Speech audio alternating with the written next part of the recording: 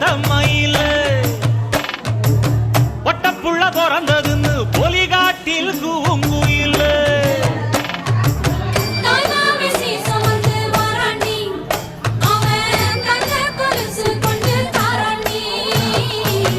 இது சுமந்த சாதி சனவே ஆறு கடந்தா